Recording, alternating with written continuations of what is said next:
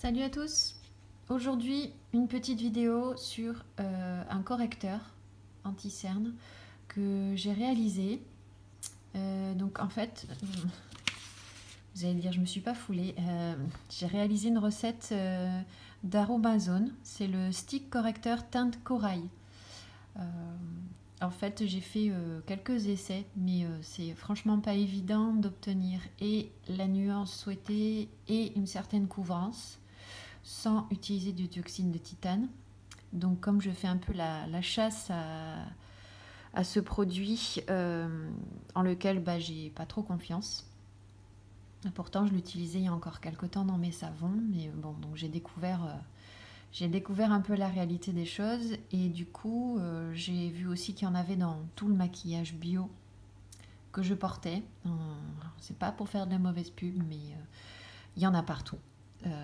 Et donc moi j'avais l'habitude depuis des années de porter le correcteur de chez Couleur Caramel, le numéro 8 que j'adore, qui est un beige orangé et donc qui cache très bien les cernes un peu bleu-violet, bleu-violette on va dire, que j'ai depuis ma grossesse. Donc du coup il fallait absolument que je trouve une solution. Donc je suis contente parce que j'ai enfin trouvé une bonne teinte. Donc pour vous montrer, voilà, en termes de... Oups, j'en ai mis vraiment beaucoup.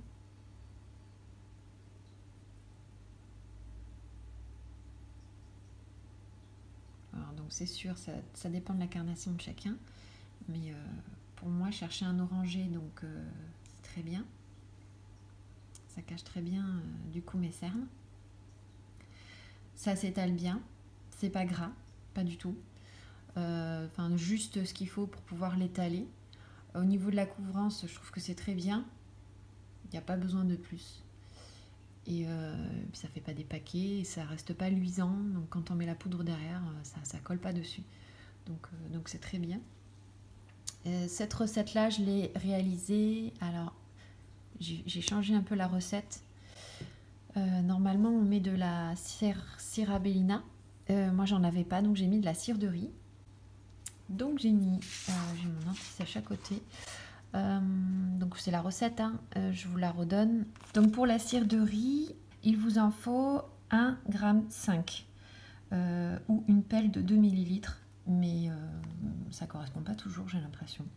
Donc 1,5 g, donc ici de cire de riz ou de cérabellina. Ensuite, cette cire, vous la mélangez avec le caprilis, voilà, donc une huile qui n'a pas de toucher gras du tout. Là, vous en mettez donc 5,8 g ou, si vous n'avez pas de balance, 6,5 ml. Voilà. Donc à faire chauffer au bain-marie ensemble. Après, à part, vous allez préparer donc votre mélange de pigments avec donc l'oxyde de zinc pour opacifier. Donc là, il vous en faut 6 g.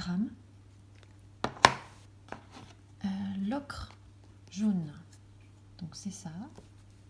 Je vous la montre de près parce que voilà. Elle est très belle cette ocre. Donc l'ocre jaune, il vous en faut donc 1 g ou 4 cuillères d'H, D-A-S-H. Voilà. Donc moi j'ai mesuré tout en grammes, vraiment au gramme près, hein, donc j'ai pas dépassé du tout. Donc je suis vraiment sur les dosages donnés.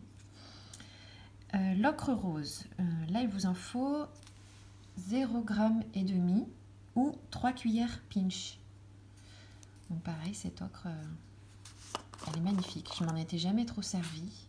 Un peu dans mes savons, mais c'est super joli. Et, ça donne vraiment de très très belles couleurs. Puis ça vient de la roche, donc c'est hyper naturel. Et donc tout ça, vous le travaillez dans un mortier, comme je vais vous montrer après. Bien le travailler pendant quelques temps pour bien révéler la couleur. Et vous allez voir qu'au fur et à mesure que vous ajoutez les pigments, ça change. C'est magique, moi j'adore.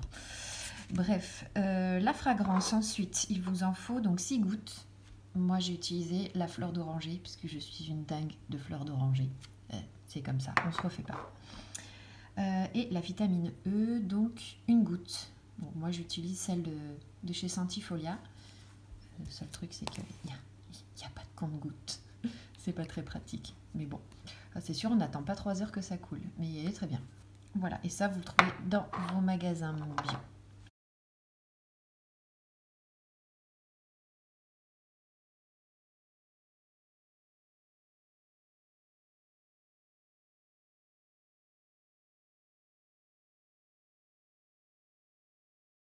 Par contre, hyper important, j'ai utilisé donc mon mortier pour travailler le zinc, l'ocre rose et l'ocre jaune ensemble avant de la mélanger à la cire de riz et au caprisque préalablement fondu. Et c'est super important parce que vraiment la teinte, on la voit vraiment se révéler au fur et à mesure qu'on l'écrase. On serait tenté de mélanger trop vite, de pas assez la travailler et du coup de rajouter de la couleur, ce qui m'est déjà arrivé. Et au final, quand on mélange avec les cires qui sont chauffées, quand le pigment se dissout vraiment, là, tiens, c'est pas la couleur que je pensais. Donc voilà, ça peut être vraiment très bien. Sur ce, je vous dis... ah oui, j'allais oublier. Pour le dosage, du coup, la recette vous donne 2 petits tubes comme ça. Bon, il y en a un, il est pas très beau parce que j'ai remonté le piston un peu trop vite, c'était pas encore figé, donc ça fait des coulures, mais bon, c'est pas grave, ça marche quand même. Donc ça vous fait 2 petits tubes comme ça, et encore celui-là, je l'ai déjà un peu utilisé, donc normalement il arrivait là. Voilà, mais je vous dis à bientôt pour de nouvelles recettes couleur nature. Allez, salut!